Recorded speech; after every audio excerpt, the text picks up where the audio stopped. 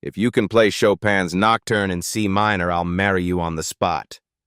She meant it as a joke, but to the man polishing the piano, it was a door back to a life he buried. The lobby of Lyra Records gleamed with the cold perfection of corporate prestige. Gold-accented marble floors stretched beneath towering windows that drank in the Manhattan skyline. Everyone inside moved like they had somewhere better to be. Charlotte Charlie Blake stood at the center of it all, 32, striking in a navy pantsuit tailored to command attention, her fingers scrolling through emails on a phone she never silenced. Her hair was pinned in a bun too neat for a woman who hadn't slept in 2 nights. She was CEO of one of the last independent record labels in New York, and despite the collapsing market for classical music, she was determined to make it sing again. "Ms. Blake," her assistant Rachel Moore murmured beside her, "your father's arriving in 30—" "Uncle," Charlie corrected, "and I don't need the reminder." Rachel blinked, but said nothing. Everyone at Lyra Records knew that Douglas Blake, legendary composer, board chairman, and gatekeeper of Charlie's entire career, was not a man you interrupted, not even if you were his niece. That's when Charlotte heard the faintest note in the air. A piano string had trembled. Barely. Not music, but sound. Her eyes shifted to the far end of the marble lobby where an ebony Steinway & Sons grand piano sat like a museum piece. She'd insisted it be there, as a statement. Music still mattered. Bent over it was a man in a gray maintenance uniform carefully polishing the lid with a cloth worn soft at the edges. He was humming. Charlie tilted her head. "Rachel," she said, voice dry. "What's the name of that guy?" "The janitor? Wells. Nathan Wells? Night shift? Why?" "No reason." Charlotte tucked her phone away and strolled toward the piano.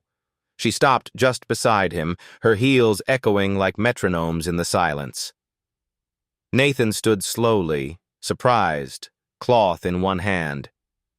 He was tall, maybe late 30s, with tired eyes and calloused fingers that didn't belong to a man who only mopped floors. Charlotte gestured to the Steinway. "Do you play?" Nathan gave a quiet shrug. "Used to." Something about the way he said it made her pause. Not bitter, not regretful, just settled. "Well," Charlotte smirked, then turned to a few waiting executives nearby who had gathered for her meeting. "Tell you what," she said, louder now. "If someone here can sit down and play Chopin's Nocturne in C minor, flawlessly, I'll marry them on the spot." Laughter rippled through the room. Rachel turned pale. Nathan said nothing, but in his eyes, there was something else, something Charlotte couldn't name. He looked down at the piano for a moment, then bent again to his cloth. He did not laugh. Charlotte turned back toward her group, but something inside her stayed. A ripple beneath the surface. She didn't know then that her words had brushed against something sacred, something raw. That night, long after the last boardroom lights had dimmed, Nathan Wells sat alone in the darkened lobby. Only the glow of the exit sign painted the walls. The building slept, but the piano didn't. Nathan pulled the bench out quietly and sat. He placed both hands on the keys and closed his eyes. The melody that poured from him wasn't showy. It wasn't even loud, but it was honest. Nocturne in C minor drifted through the air like a memory, slow, aching, human. Upstairs, Rachel had forgotten her phone and returned just in time to hear it. She stopped mid-step, frozen. She wasn't a classical music expert, but even she knew this was not a janitor. This was something else. The next morning, Charlotte stepped into the lobby, coffee in hand, and paused mid-sip. There on the piano's glossy black lid was a single fingerprint. She frowned. No one touched the Steinway. She reached out. The smudge was faint, but unmistakable. Then she saw it, tucked just inside the music rack, a single sheet of paper. Yellowed. Folded once. Written in pencil. Only 4 bars. 4 handwritten measures of music. Unfinished. A ghost of a song. She stared. "Rachel," she said, her voice low, "get me the file on Nathan Wells." It was just a fingerprint.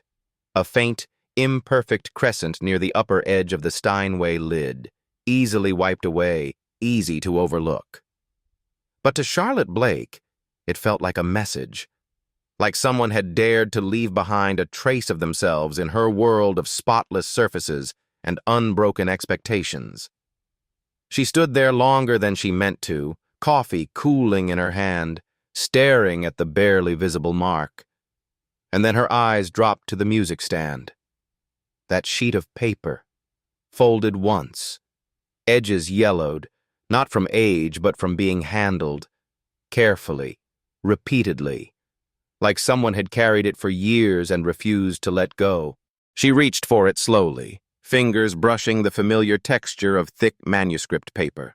No title, no name, just 4 handwritten bars of melody in pencil, a single treble clef, notes that fell like autumn rain, unresolved, unfinished, haunting.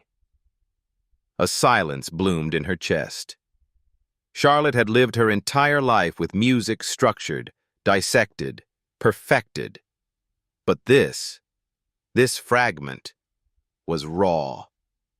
It was the kind of music someone writes when the world has stopped making sense. "Rachel," she called, her voice quieter than usual. Her assistant appeared almost instantly. "Yes, ma'am?" "I need the personnel file on Nathan Wells, maintenance crew, night shift. Pull everything we've got." Rachel blinked. "Did something happen?" Charlotte didn't answer. She was already walking away, the paper still in hand. An hour later, in her private office overlooking Midtown, Charlotte read the file with increasing disbelief. Name, Nathaniel James Wells. D.O.B., February 14th, 1987. Position, janitorial services, hired, July 2016. Education, Juilliard. Pre-college, piano, Curtis Institute of Music, incomplete. Emergency. Contact, Sophie Wells, daughter, age 7. Previous occupation, none listed. But the Juilliard entry... Charlotte felt her pulse quicken. She opened her laptop, typed furiously. It didn't take long. A 2005 New York Times article popped up. Meet the next Glenn Gould? Nathan Wells, a 17-year-old prodigy from Queens, stunned audiences at the Curtis Young Artists Showcase this weekend with a performance of Bach's Goldberg variations that left both critics and peers speechless. With technical precision and emotional maturity well beyond his years, Wells is being hailed as a rare fusion of intellect and heart. "He doesn't just play the notes," one judge remarked. "He speaks with them." But after that article, nothing. No reviews, no recitals, no recordings. He vanished. Charlotte stared at the screen as if it might offer more. She dug deeper. Charity newsletters, hospital records, social media scraps. Finally, a mention. Lauren M. Wells, née Carter, 1986 to 2016. Survived by husband Nathan Wells and daughter Sophie. Heart failure. Sudden. She was 30. Charlotte leaned back in her chair, the paper still in her hand. Those 4 bars, they were grief. They were goodbye. She saw herself 10 years ago in the middle of a silent concert hall after being rejected by the only person whose approval she craved, her uncle, Douglas Blake. He had stood above her after her Carnegie debut and said in a voice like broken porcelain, "Don't touch that piano again until you're worth hearing." She hadn't touched it since. Later that afternoon, Charlotte walked down to the loading dock. Nathan was there, hauling soundproofing panels for a studio renovation. His sleeves were rolled up, sweat gathering at his collar, but his movements were precise, graceful, like he never truly left the stage. She waited until he finished, then approached. "I saw the fingerprint," she said, holding up the folded music sheet. He froze. "And I heard about Juilliard." Nathan didn't move, but something flickered in his eyes. "That was a long time ago." Charlotte paused. "Is this yours?" She held the paper out. He took it with careful hands. Didn't answer. Didn't need to. "You were incredible," she added softly. "Not anymore." "Why not?" Nathan exhaled, finally meeting her gaze. "Because music doesn't pay the bills when you're raising a 2-year-old alone. Because when your wife dies and your world turns silent, Chopin doesn't rock your baby to sleep." Charlotte felt her throat tighten. "I'm sorry." He nodded once. "Don't be. I chose this." There was something so steady about the way he said it. No self-pity, no resentment, just truth. She tried to smile. "Your daughter, Sophie?" "She's 7 now. Perfect pitch. Can identify keys just by hearing a microwave beep." Charlotte laughed before she could stop herself. "That's terrifying." Nathan smiled. A real one. Small and tired and beautiful. "She named that piece," he said, tapping the music paper. "Called it The Song That Never Slept. Said it visits her in dreams, but never finishes." Charlotte looked down at the bars again. "She's not wrong," she whispered. That night, Charlotte stood alone in her penthouse, the city glittering below. For the first time in years, she pulled her baby grand piano from its dusty corner. The lid creaked open. She laid the sheet down on the music stand. Her fingers trembled as they found the first chord. The sound was hesitant, uneven, but alive. When she reached the 4th bar, she stopped. Then she added one more note. Just one. And the silence after it felt like breath. The first thing Charlotte noticed when Nathan opened the door was the smell of cinnamon. Not the artificial kind pumped into office lobbies during the holidays, but something warm and lived in, like baked apples, old pages, and memories steeped in tea. It surprised her. The piano stood in the corner, upright and a little chipped, surrounded by scattered books and a pair of tiny pink ballet shoes on the floor. Sheet music was taped to the wall like wallpaper. A record player spun something old and slow, probably Satie, filling the air with gentle dissonance. "You can sit," Nathan said, nodding toward the couch. "Sorry about the toys. Sophie's been composing with Legos." Charlotte smiled and sat down carefully, brushing a stuffed unicorn aside. "She's at school?" "Yeah. Fridays are music and library day, her favorite." Nathan stepped into the small kitchen and poured 2 mugs of tea.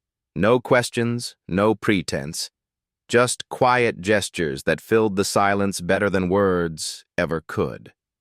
Charlotte took the cup he offered. Her fingers lingered around the warmth. "Thank you," she said. He nodded. For a moment, neither of them spoke. Outside, Brooklyn moved on. Traffic, sirens, barking dogs.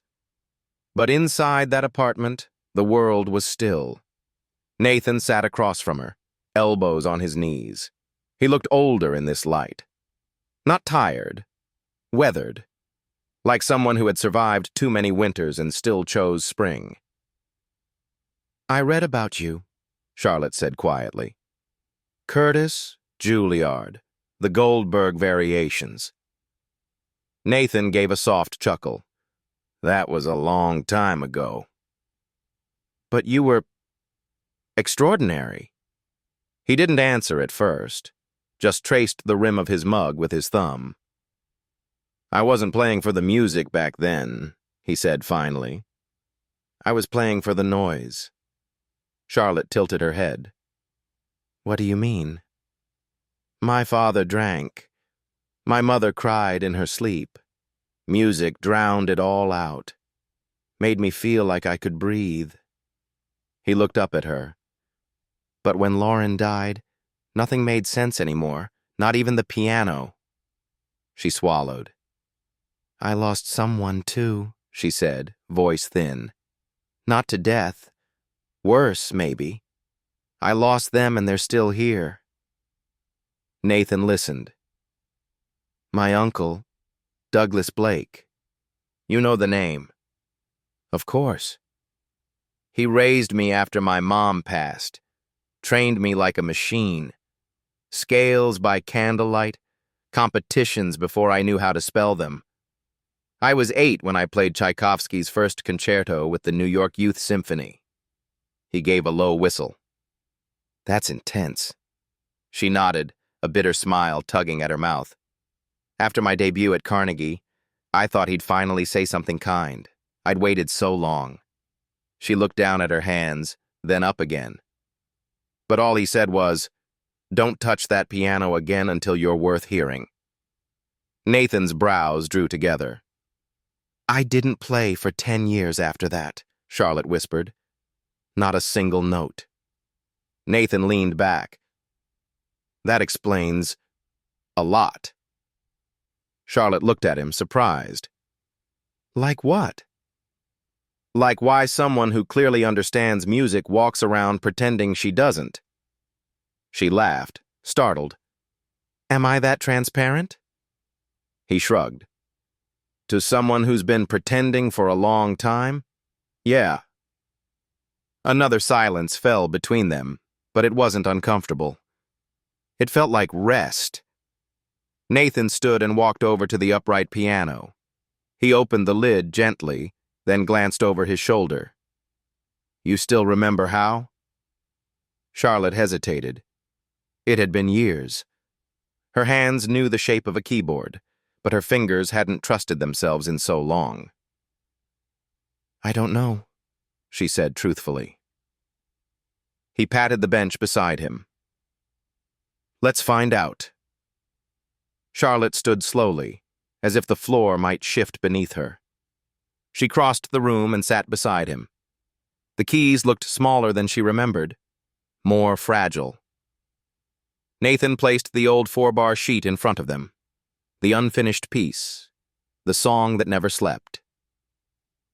"You play the right hand," he said softly. "I'll follow."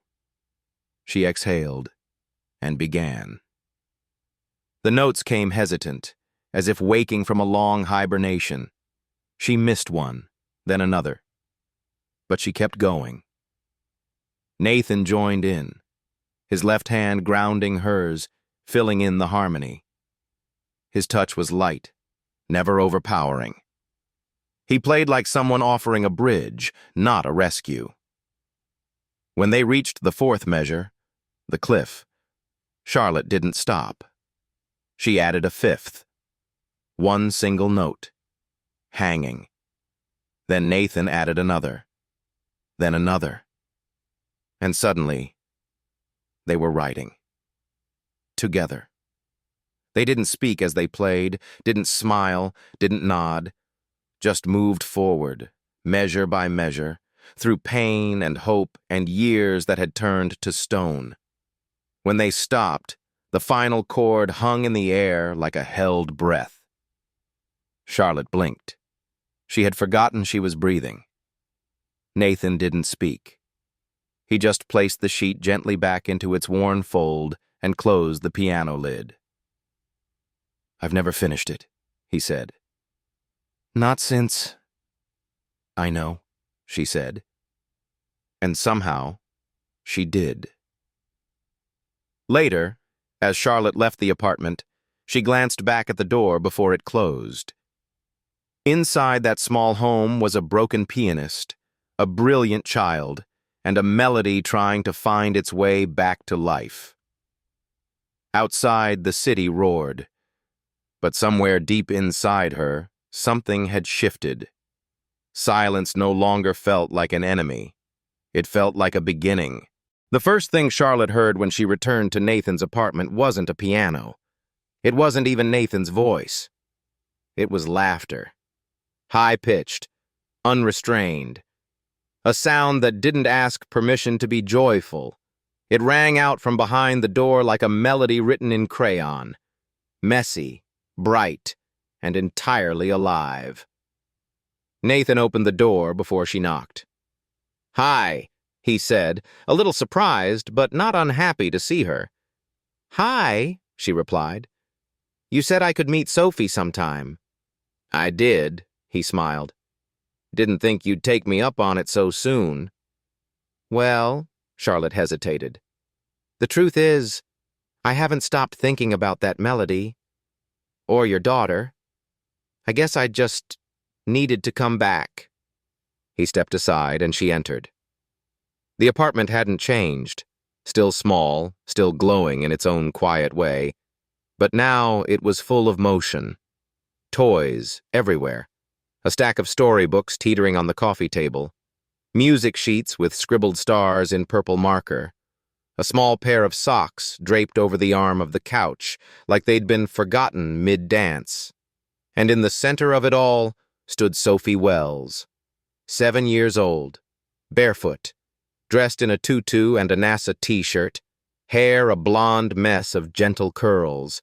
She was crouched over a toy xylophone, gently tapping a pattern Charlotte instantly recognized, the opening of Chopin's Nocturne in C minor. "Are you Charlotte?" the girl asked, eyes wide. "I am. You were the one who put the wrong note in Daddy's song." Charlotte blinked. "Excuse me?" Sophie stood, hands on hips. "You added an E flat. It should have been an E natural. But it's okay. I liked it. It sounded like it was breathing." Charlotte stared at the child, speechless. Nathan grinned. "She has perfect pitch and opinions." Sophie beamed. "Daddy says music isn't always about being right. Sometimes it's about being real." Charlotte knelt to Sophie's level. "That's very wise." "I'm very 7, Sophie said seriously. "Wiser than 6, but not as wise as 8. The three of them laughed, and something in the room softened, the kind of softness that comes when grief begins to share space with joy. Later, Charlotte found herself sitting cross-legged on the living room floor, surrounded by crayons, sheet music, and a half-eaten cinnamon roll Sophie had insisted she take. They were working on what Sophie called the real version of the song that never slept. "It needs a name," Sophie said, pencil in hand. "I thought you already named it." "That was before it had a middle," Sophie said. "Now it's changing. It needs to grow into its name." Charlotte smiled. "Like you?" Sophie nodded. "Exactly." Nathan sat at the piano, plunking out gentle intervals as they worked. He didn't interrupt. He didn't instruct. He simply played. The apartment felt like a giant lullaby, warm and slow and full of room to be exactly who you were. "Does it always smell like cinnamon in here?" Charlotte asked quietly. Nathan looked up. "It was Lauren's favorite. I kept making her apple pie long after she couldn't eat it anymore. The smell made her feel at home. Sophie insists I keep baking." "She's right," Charlotte said. It smells like kindness. They all went quiet for a moment. Then Sophie looked up from her paper and asked, Do you think the song is ever supposed to end? Nathan paused at the keys. I don't know, he said. I don't want it to, Sophie said. It should just sleep sometimes, but never go away. Charlotte met Nathan's eyes. She's more than 7. Every note she hears, she remembers, he said softly. Lauren sang to her every night. Even when she was too tired to speak, she'd hum. Sophie memorized every hum. After she died, Sophie started humming them back. Charlotte turned to Sophie. Do you still remember the last one? Sophie nodded. Would you show me? Sophie jumped up and climbed onto the piano bench. Her small fingers hovered over the keys, then pressed 3 simple notes. F sharp, D, A. Then she sang, barely above a whisper. Sleep, my heart. No need to cry. The stars are soft and standing by. It broke something in Charlotte. She hadn't heard a lullaby in 20 years. Not since her mother. Not since that final hospital bed where her uncle refused to play music, saying grief should be met with silence. But this wasn't silence. This was healing. When the song ended, Sophie turned to her father. Now you play. Nathan placed his fingers gently on the keys and played a slow variation of the lullaby. The same melody, fuller now, colored with chords that were tender and aching. Then he looked at Charlotte. You next, he said. She hesitated. I don't. Sophie slid over and patted the bench beside her. We'll help. And so she did. They played a lullaby together, 3 hearts, 3 sets of hands, sharing a song that didn't belong to any one of them, a song stitched from memory, grief, and the will to begin again. As night fell, Charlotte stood by the door, her coat in her arms. Sophie had fallen asleep on the couch, curled into the piano bench cushion, a blanket over her shoulders. Nathan looked at her like fathers do, as if she were the only composition that mattered. Charlotte turned to him. She's going to grow up to change the world, she said. She already changed mine. They stood in the quiet for a moment longer. Then Nathan asked, Why did you really come here today? Charlotte thought for a long time before answering. Because I needed to hear something that wasn't perfect. She looked back at Sophie. And I think I needed to hear something honest. Nathan's voice was quiet. I'm glad you did. And with that, Charlotte stepped out into the night. The city was still roaring, but somewhere above it, in a small apartment in Brooklyn, a song kept breathing. It started as a whisper, a passing moment, a grainy handheld clip, and then it spread like wildfire. Security officer Marcus Hill had been working the night shift at Lyra Records for almost 12 years. He'd seen it all. Diva meltdowns, after-hours flings, midnight recording binges from artists trying to bottle lightning. But he'd never seen anything quite like what happened on Tuesday night. He hadn't meant to spy. He was just doing his final rounds when he heard the sound of a piano echoing down the lobby hall. Rich, aching, full of soul. He turned the corner quietly and stopped in his tracks. There, under the warm lamplight beside the Steinway, sat 2 people. Charlotte Blake, CEO of Lyra Records, and Nathan Wells, night janitor. They weren't just playing. They were breathing in harmony. Charlotte's fingers moved hesitantly, as if remembering how to speak. Nathan's hands flowed around hers like water around stone, steady, protective, reverent. They played the unfinished song, the song that never slept. Marcus knew he shouldn't have filmed it. but something about the moment felt too rare to lose, not for tabloids or gossip, for truth. So he took out his phone, steadied his hand, and pressed record. By Thursday morning, the video had 1.8 million views. By Friday, it was on the front page of 3 music blogs, 1 classical magazine, and half a dozen Reddit threads titled things like, "When a CEO and a janitor play Chopin and break your heart." "Who is the mystery man beside Charlotte Blake?" "Is this the most beautiful duet you've never heard?" But the internet was not always kind. As the views soared, so did the assumptions. CEO exploiting power dynamics. Is this romantic? Inappropriate? She's fraternizing with staff? Why is a janitor allowed to touch a Steinway? Nepotism or charity case? Charlotte found out on Friday morning when Rachel, pale and shaking, stormed into her office holding a printed headline, "Scandal in C minor, Charlotte Blake's secret after-hours serenades." Charlotte stared at it in silence. She recognized the photo. She remembered the music, but she hadn't realized someone had been watching. Rachel's voice trembled. "The board's calling an emergency session. Your uncle's already circling." Of course he was. Douglas Blake didn't need much of an excuse to question Charlotte's leadership. This clip, no matter how innocent, was blood in the water. "Call Nathan," Charlotte said, rising from her desk. "Why?" "Because he needs to know what's coming." She arrived at Nathan's apartment that afternoon.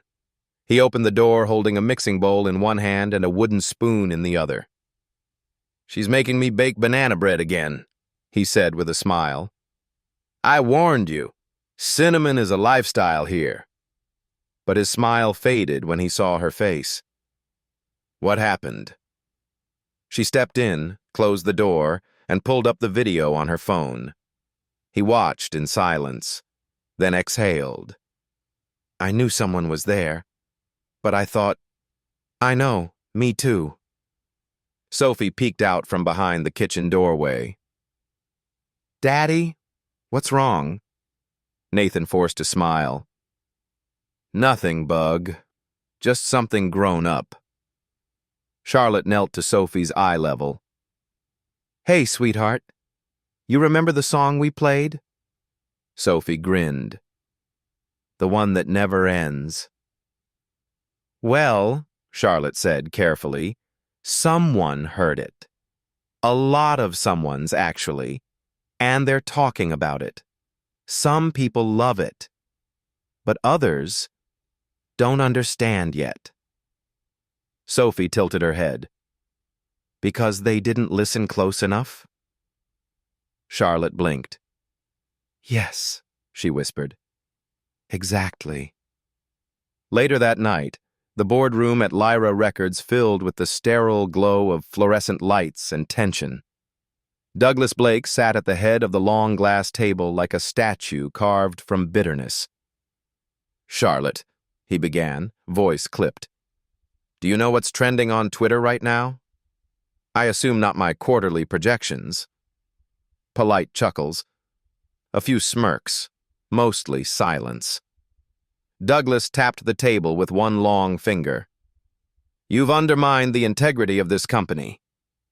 "By playing piano?" "By behaving in a way that opens us to ridicule. Emotional instability. Perceived misconduct." Charlotte's voice didn't rise. It didn't tremble. Instead, she pulled the printed music sheet from her coat pocket. The song that never slept, now smudged by Sophie's purple marker stars, and placed it flat on the table. "This," she said, "is the only thing I've done lately that actually moved someone." Douglas scoffed. "You want us to believe this was about music?" "No." Charlotte looked around the room.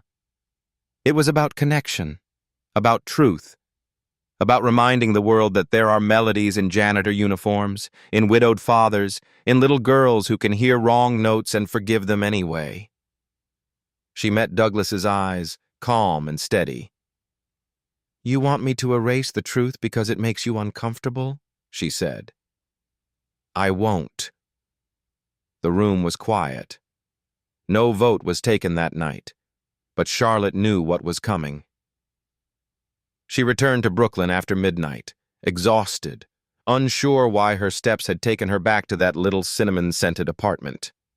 Nathan was awake. He didn't speak, just handed her a mug of warm tea and sat with her on the couch in silence.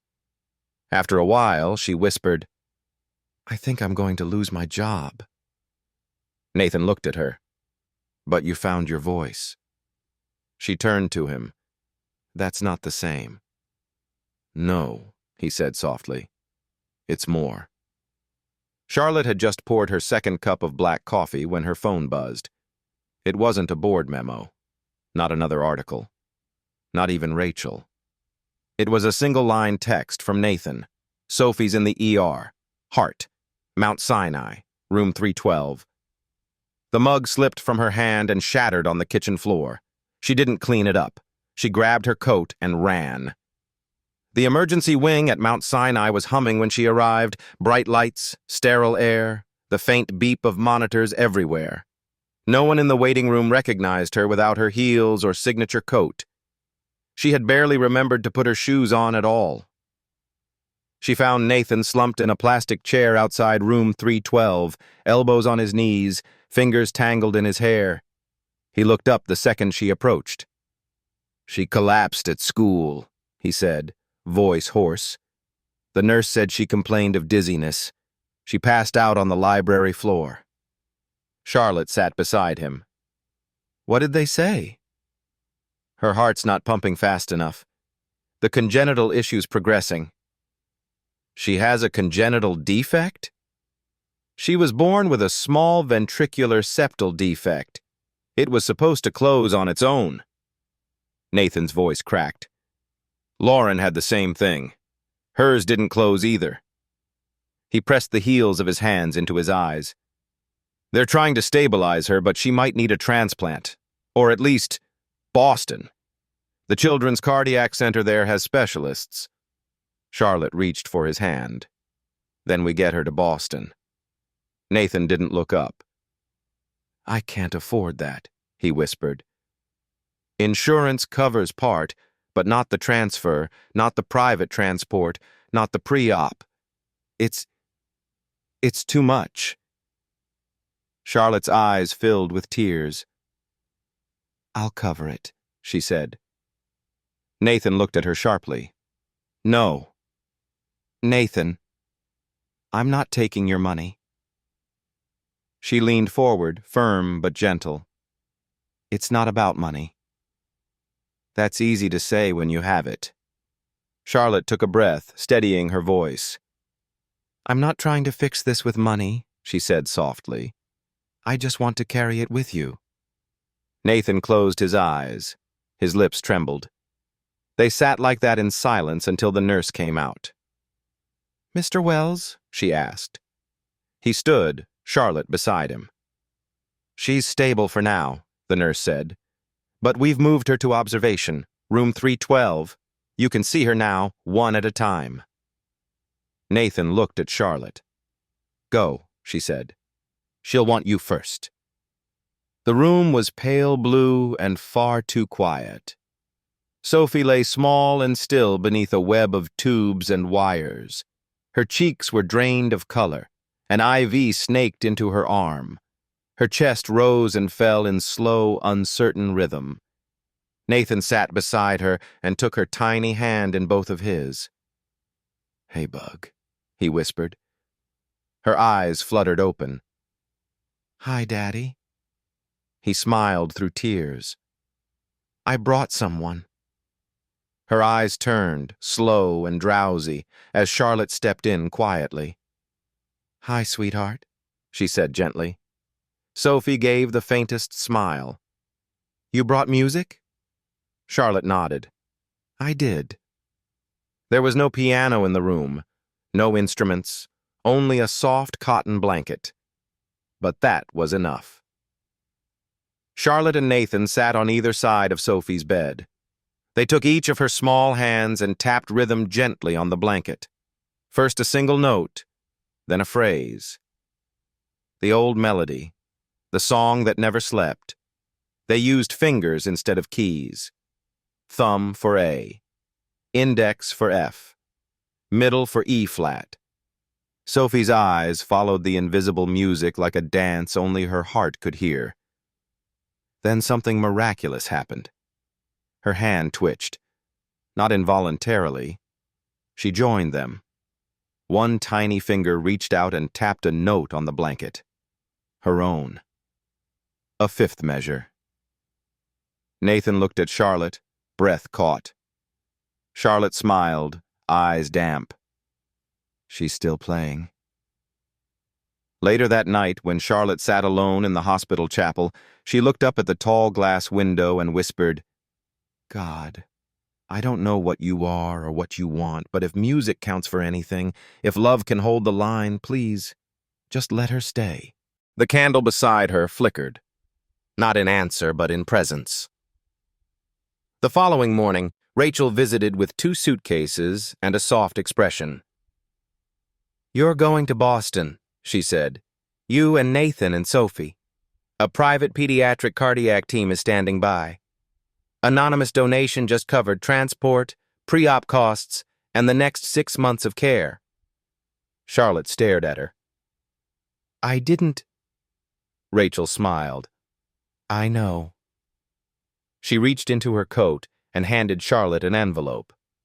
Inside, a copy of her resignation letter, already filed. Her name removed from the executive registry of Lyra Records. She was no longer CEO. Charlotte read it twice, folded it slowly, and then said, Thank you. Rachel hesitated. What will you do now? Charlotte looked through the hospital window toward the city she once tried to own. I think I'll try being worth hearing. That night, room 312 became a concert hall. There was no stage, no lights, just 3 people, a blanket, and a song that kept going. They tapped rhythms on Sophie's legs. They whispered lyrics to fill the silence. They hummed lullabies into tubes and wires and monitors. And when Sophie fell asleep, breathing a little stronger, Charlotte reached over and took Nathan's hand. She didn't say anything. She didn't need to. Because sometimes the most powerful sound in the world is the one you don't have to explain. The chapel wasn't grand. It didn't have stained glass or golden pews. The roof leaked near the back row when it rained, and the organ hadn't worked in years. But Lincoln Chapel stood quietly at the corner of Tremont and Boylston, a small sanctuary where the city's forgotten gathered to remember themselves. And tonight, it was full. Nurses still in scrubs, janitors in pressed shirts, a homeless man who'd once played clarinet for the Boston Philharmonic, a mother holding her child's oxygen tank, a boy with a scar across his chest shaped like a lightning bolt. No VIP guests, no critics, no press. Only people who had once heard music in the middle of their pain and had come back hoping to hear it again. On stage stood Nathan Wells. His tie was crooked. His hands trembled slightly. It had been 15 years since he last performed in front of an audience. Behind him the lights were soft, the piano tuned by a retired technician who'd offered his services for free. Charlotte stood at the back of the chapel, just out of sight. She wasn't here to lead or to be seen. She was here to listen. She had traded a corner office for a hospital cot, high heels for sneakers, control for presence, and she had never felt more human. The performance began not with a bang, but a breath. Nathan sat down and gently placed his fingers on the keys. He didn't play Bach. He didn't play Chopin. He played her, Lauren, the lullaby, the heartbeat, the love that remained. He played with imperfections. He missed 2 notes in the second verse. He wiped his eyes between phrases. But it didn't matter, because no one in that room came for perfection. They came for something real, and Nathan gave it to them. By the time he reached the final cadence, the room had grown completely still. Even the children stopped moving. Even the IV machines seemed to pause. When the last note faded, no one clapped. They stood. They breathed. They felt the echo. Afterward, the crowd lingered. Some offered hugs. Others pressed letters into his hand. One nurse simply whispered, "Thank you for reminding me who I am." Nathan smiled at each of them, but his eyes kept scanning the back, searching. She was gone. Until he stepped outside. There, leaning against a lamp post in the drizzle, Charlotte waited. He walked to her without a word. They stood for a while like that, side by side in the cold, saying nothing. Then she handed him an envelope. Inside, a certificate, small and unadorned. Donation confirmation, the Sophie Wells Therapeutic Music Fund. Donor, anonymous. Amount, undisclosed. Purpose, music therapy programs for pediatric cardiac recovery units across New England. Nathan stared at the paper. "You did this?" Charlotte shook her head. "We did this." He looked at her. "I don't know how to repay you." She smiled gently. "You already did." Back at the hospital, Sophie was recovering slowly. Her cheeks were pink again. Her voice was raspy but strong. When Nathan returned that night, she was sitting up in bed, coloring staff badges with glitter pens. "Did you play the song?" she asked. "I did," he smiled. "Did they like it?" "They heard it," he said. "That's all that mattered." She handed him a tiny drawing, 3 stick figures beside a big piano. One wore glasses, one had messy hair. The last had a cape. "What's this?" Nathan asked. "You," Sophie said.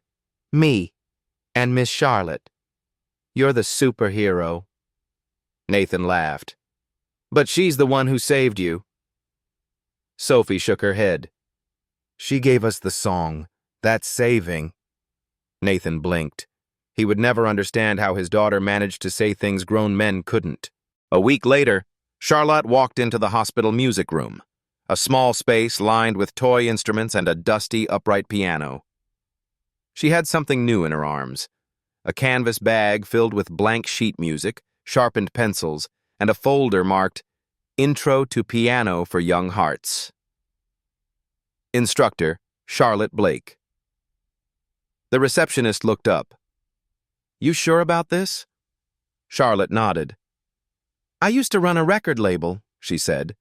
"Now I'd like to help children find songs worth singing." The woman smiled. "Welcome to the team." Charlotte stepped into the room, heart open, hands ready. That evening, Nathan and Sophie came to visit. She watched them through the window before they noticed her. Nathan pushing the wheelchair gently, Sophie humming a tune she'd invented in recovery. Her hospital bracelet still clung to her wrist like a reminder. Fragile things can survive, and music is proof. Charlotte opened the door. Nathan looked at her and smiled. Sophie held out a folded paper. "It's finished," she whispered. Charlotte opened it. There it was, the final bars of the song that never slept, completed in crayon, with stars, hearts, and a note at the bottom. This is how you end something that doesn't want to end. You let it rest. It was a Wednesday morning when Sophie Wells heard the wind sing. She was sitting by the hospital window in her oversized cardigan, a blanket draped over her knees, and a set of over-ear headphones wrapped gently around her head. Outside, the Boston skyline shimmered against the slate-gray sky. A late March breeze whispered through the trees, rattling the branches like wind chimes in a quiet song. Sophie tilted her head and smiled. "I can hear it again," she whispered to no one. "Not just the wind. Everything." Nathan entered a few minutes later carrying a thermos of hot cocoa and a lopsided muffin from the cafeteria. Charlotte followed, balancing a clipboard and a set of freshly printed lesson sheets. She had taken over the hospital's small music therapy room, unofficially at first, then with a nameplate that read, "Charlotte Blake, volunteer instructor." Sophie turned from the window and held up her hand like a conductor. "Shh." Nathan paused mid-step. Charlotte raised a brow. "The wind's in D major," Sophie said matter-of-factly. Nathan chuckled. "That explains the muffin falling flat." Charlotte moved to the bedside, crouched. "Feeling good today?" Sophie nodded. "The music's back, like someone turned the volume knob on life." She tapped her chest, right over the scar. "It doesn't hurt when I hum anymore." Nathan's eyes welled with quiet relief. Charlotte looked at him. "She's recovering faster than expected." "She's rewriting her own chart," Nathan said softly. "Doctor said most kids don't bounce back this fast." She told him, "That's because most kids don't have a lullaby for a heart." Charlotte swallowed. Of course she did. That afternoon, in the music room, Sophie played the piano again. Not full sonatas, just moments. Just the music that came when she let her fingers wander. Charlotte sat beside her, letting the girl lead. Sometimes they didn't talk for minutes. Just chords, just space. Sometimes healing doesn't announce itself with trumpets. Sometimes it arrives as a quiet note that lands exactly where it's supposed to. After the session, Charlotte and Nathan walked Sophie to the garden courtyard, a quiet space nestled between hospital wings where the sun could find her face. The cherry blossoms had just begun to bud. Sophie was quiet for a long while. Then she asked, "Do you think Mama can hear me when I play?" Nathan sat beside her. "I think she never stopped." Sophie nodded. "Sometimes I feel her in the left hand." Charlotte smiled. She had good taste in music. They sat there, the three of them, as a breeze stirred the petals. Then Sophie looked at Charlotte. "Do you love my dad?" The question landed like a soft cymbal strike in an empty hall. Nathan turned. Charlotte froze. Sophie waited. "Yes," Charlotte answered, barely above a whisper. Then she smiled. "And I'll tell him before his hair gets too gray." Nathan ran a hand through his hair. "Too late." Sophie laughed so hard she nearly toppled out of the wheelchair. That night, Charlotte lingered in the hallway outside Sophie's room. Inside, Nathan was reading The Little Prince aloud, his voice low and lyrical. Sophie followed every word, her head resting on her stuffed unicorn, the hospital monitors humming a lullaby of their own. Charlotte watched the scene like a visitor to her own longing, a father, a daughter, a home made from presence. She didn't belong, not yet. But she was no longer standing outside the music. She was part of the melody, and for the first time in years, she wasn't afraid to let it continue. 2 days later, Sophie was discharged. The nurses lined the hallway with handmade signs that read, "Go, Sophie," and "Every song deserves a finale." One even brought a tambourine. The social worker cried. The surgeon handed Sophie a stethoscope and said, "One day, I want to work for you." Charlotte rode with them back to Brooklyn, Nathan in the front, Sophie in the back with her headphones, her new piano compositions in her lap, and a box of cinnamon muffins between them. "Are we still a team?" she asked midway through the ride. Nathan turned. "Always." Charlotte looked at them both and whispered, "Then I'm home." Later that night, Nathan stood in the kitchen washing dishes when Charlotte approached. She dried her hands on a dish towel, turned to face him. "I meant what I said." He looked up. "About my gray hair?" She grinned. "No, about loving you." His smile faded into something softer, something real. He reached forward and touched her cheek. "I know," he said. And then, finally, gently, he kissed her. It wasn't perfect. It wasn't dramatic. It was quiet, like a note held just long enough. In the next room, Sophie played a melody on the old upright piano. No one had shown it to her. No one had written it down. It just came. A lullaby, one you didn't have to end, one you could grow inside of. She called it the song that came home. Vietnamese summary. Tom Tat Chung 8. Sophie Dan hồi phục và điều kỳ diệu xảy ra. Cô bé nghe lại được âm thanh của cuộc sống, tiếng gió, tiếng nhạc, tiếng tim đập. Em nói, "The wind is in D major." Charlotte tiếp tục dạy nhạc tình nguyện tại bệnh viện. Sophie chơi đàn trở lại, không cần bản nhạc, chỉ bằng cảm xúc. Trong buổi chiều ngồi giữa vườn hoa anh đào, Sophie hỏi Charlotte, "Do you love my dad?" Charlotte đáp, "Yes, and I'll tell him, before his hair gets too gray."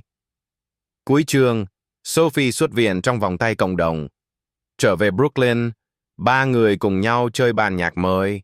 Nathan và Charlotte chính thức mở lòng, và Sophie viết tiếp chương mới của ban nhạc bằng cái tên rất riêng, The Song That Came Home. The stage was small, worn floorboards, paint chipped at the corners, and a squeaky spotlight that groaned when it moved. But the moment the lights dimmed and the hush settled, it became sacred. A place where broken things could sing. Outside, the Brooklyn wind howled. Inside, every seat was filled. Not with socialites or critics, but with real people. Pediatric nurses, janitors, cafeteria staff, church pianists, single moms with toddlers on their laps, an elderly couple holding hands tightly as if they, too, had once held a song that never slept. Tonight's concert was titled simply, A Heart That Plays. It was a benefit show. All proceeds would go to the Sophie Wells Foundation for Musical Healing, now formally registered as a nonprofit. Charlotte had written the mission herself, to bring music therapy to children recovering from trauma, illness, and grief, one lullaby at a time. And tonight, the heart of it all was about to take the stage. Not Charlotte, not Nathan, but a 7-year-old girl in a white dress and gold shoes, her blonde curls clipped back with a ribbon, her chest bearing a scar shaped like a second smile. Sophie Wells. Backstage, Sophie paced quietly, holding a small plush unicorn in one hand and a folded piece of paper in the other. Nathan crouched beside her. "You nervous, Bug?" "A little." He smiled. "Remember what you told me in the hospital?" Sophie nodded. "You don't have to be loud to be heard." "Exactly." Charlotte walked in from the side, holding a music folder and wearing a soft blue dress. Not corporate blue, not power blue, just sky. "You ready?" she asked. Sophie looked down at her folded paper, then back up. "I'm going to play the beginning," she said, "but you and Daddy have to help finish it." Nathan looked confused. "You sure?" Sophie nodded. "The song didn't come from one person, so it shouldn't end with just one either." Charlotte's eyes filled. "She's right." Nathan took Sophie's hand, kissed it gently, then whispered, "You've got this." When Sophie rolled herself onto stage in her wheelchair, the audience erupted into applause. Not polite clapping, real warmth, the kind that fills a room and melts the air. Sophie blinked against the lights, adjusted the mic beside the piano bench, and spoke. "Hi, I'm Sophie Wells. I had heart surgery last month, but I think my heart was singing the whole time." Laughter, then tears. "I wrote this song with my dad, and with Miss Charlotte.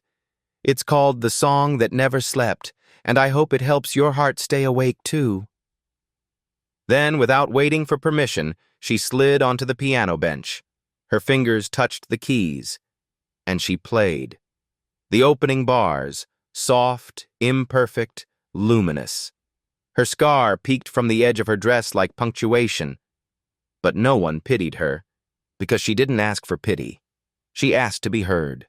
As she reached the middle section, Nathan joined her. Slow chords in the bass, grounding the melody like roots in the soil. Charlotte followed, layering harmonies that shimmered like light on water. It wasn't rehearsed. It wasn't flawless, but it was alive.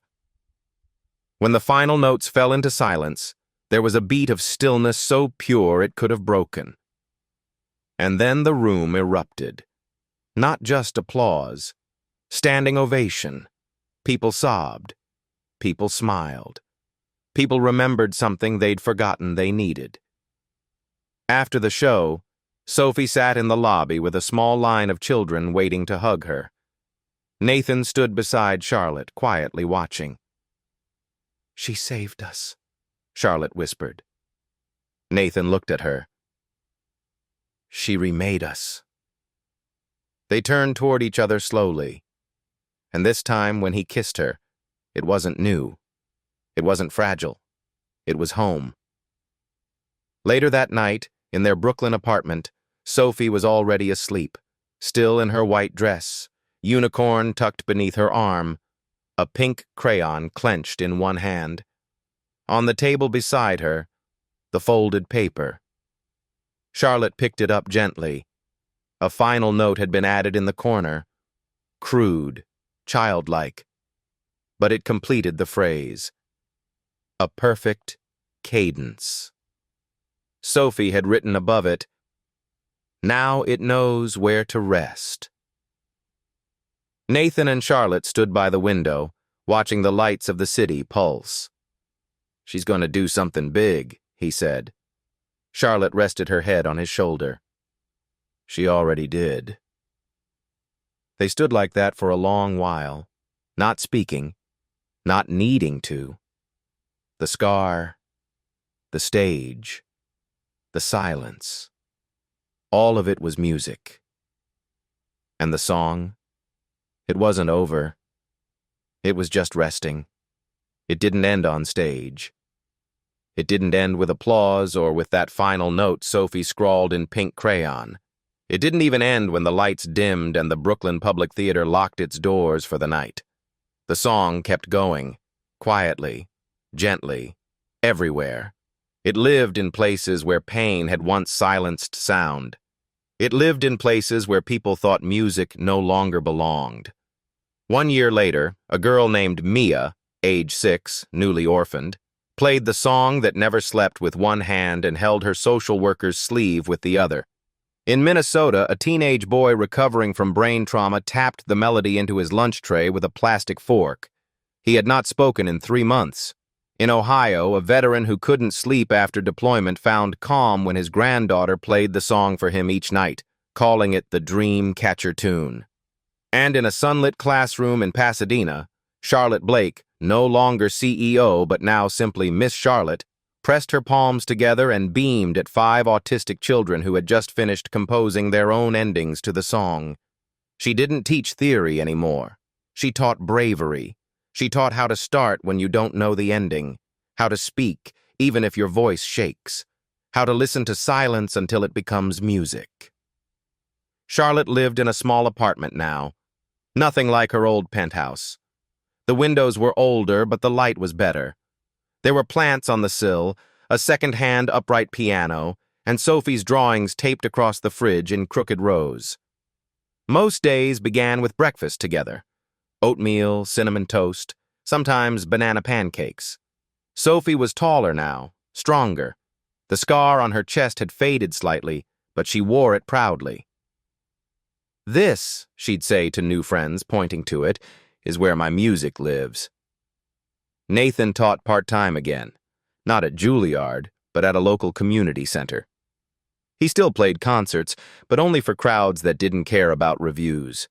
Hospice homes, rehab centers, children's libraries.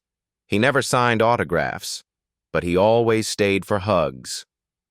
On the anniversary of Sophie's surgery, they gathered in the same hospital courtyard where the cherry trees had bloomed a year before. The staff came. So did families from different wings, some new, some old. Charlotte rolled out a small keyboard on a folding table. Sophie stood beside her, holding a microphone. "I used to think songs had to end," she told the crowd. "But now I know. They just echo into other people." Then she sat down and played. No stage, no spotlight. Just the sound of someone who had been broken, offering proof that healing was real. That night, back in Brooklyn, Nathan tucked Sophie into bed. "Do you want me to play the lullaby?" he asked. Sophie shook her head, smiled. "No, Daddy. I'll play it for you tonight." And she did. Small fingers dancing on the keys as her father watched from the doorway. Charlotte stood in the kitchen, holding a mug of warm milk, listening. And in that moment, she knew. They had made something that didn't belong to them anymore. They had given it away. And it would never stop singing. Somewhere, years from now, a little girl in a hospital gown taps 5 notes on a paper keyboard. Her hands shake, but her heart steadies. She doesn't know who wrote the song. She only knows it makes her feel less alone. That's all it needed to do. And that's why it still plays. Not because it was perfect, not because it was loud, but because someone once believed that music could carry love further than pain. And someone answered back. That is how you know a song never truly ends. It echoes. It stays.